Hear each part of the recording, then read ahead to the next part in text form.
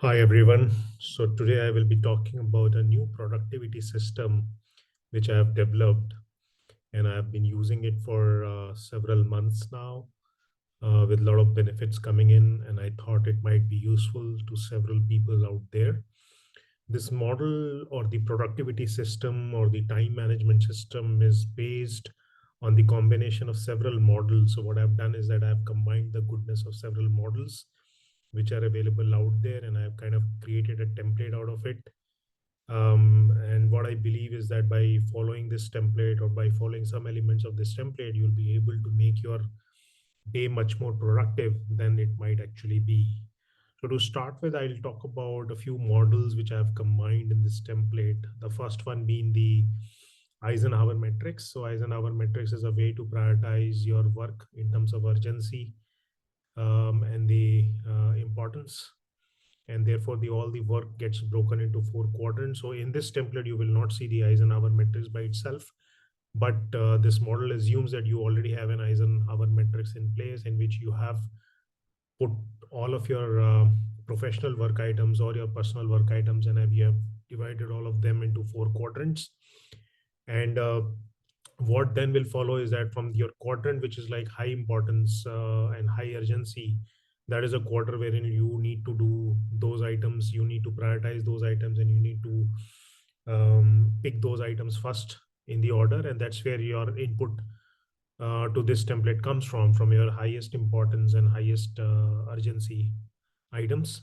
The second model which I've used in this template is the quadrant model, in which you divide your day into four quadrants. So the four quadrants are 9 to 11, 11 to 2, 2 to 4, and 4 to 6. I have also added two additional quadrants, which is 6 to 8 and 8 to 10, because what I've done is that I've kind of combined this template to include both your work tasks as well as your personal tasks. This template can be very easily modified to cater to only work or to only personal, and therefore some people might want to track their work items separately and personal items separately. What I like doing is have all my work and personal to dos in one place. So what I've done is I've created two columns, one for work tasks and one for personal tasks, and I've increased the quadrant 6 to 8 and 8 to 10, because typically theoretically there are usually four quadrants, but I've stretched it to include 6 to 8, 8 to 10, so that my personal tasks also get covered. So this is the second model which I've used, in which your whole day is divided into these quadrants.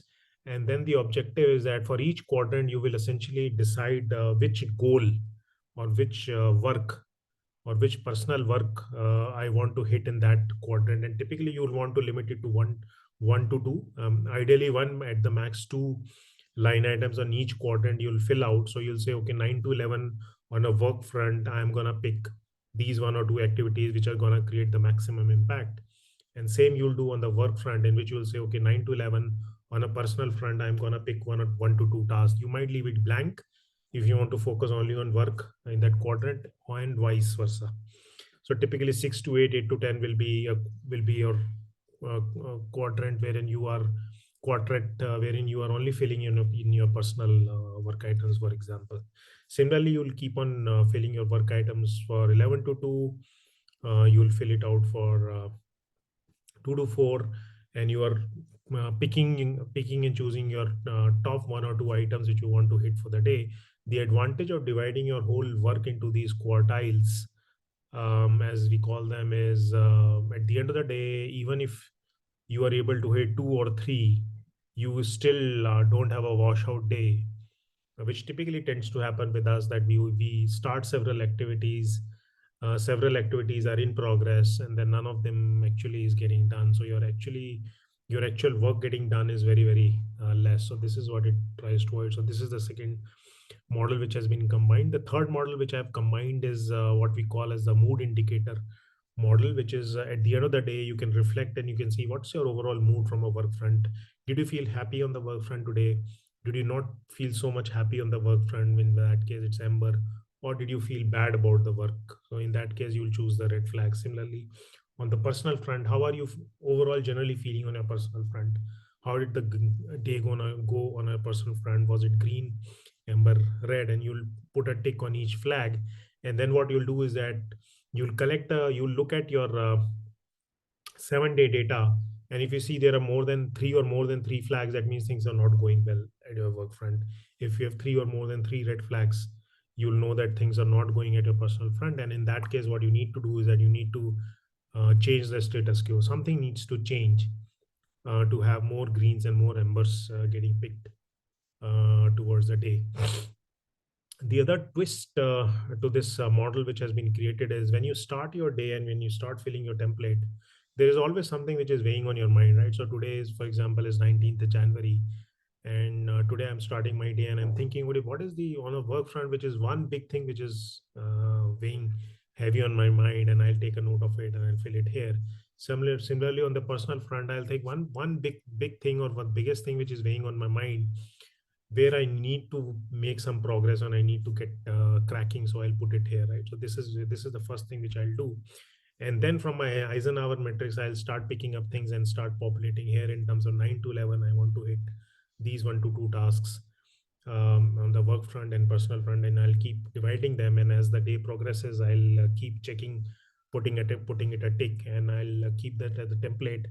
And at the beginning of the day, I'll typically like taking a printout. I don't keep a digital record. I just have a digital copy of this template. But what I like doing is that I like taking a printout and then start filling it on a daily basis. What Another thing which I've done is I've also captured recurring activities of the day. Now there are some things which are like recurring every day, which you like doing every day. So you don't want them to be sitting as a quartile thing, but you want them to sit as create once, but start doing it every day. So I call it as a recurring activities for a day. Again, you can divide it work front and personal front. And what I've also done is over the practice of several months, there are always disappointments, right? Wherein you know that this is you had created a work on a quadrant, and same on the personal front, but you are not able to hit it for any reason, right? So you'll capture it as a disappointment of the day. If it is blank, well and good, but if you felt that you should have hit a specific work item or a specific personal work item, you'll fill it out here just to see, retrospect and reflect at the end of every week or 2 weeks or a month to see how many disappointments were there, how much procrastination you are doing, and all that kind of a measurable um, benefits start coming in. So I have found this template to be very useful. If you like to get a copy of this template, subscribe to this channel, Software Delivery YouTube channel, and leave a comment that you would like to have a copy of this template, and I'll happy to share this template with you. So hopefully you found this video useful. Thanks for your time.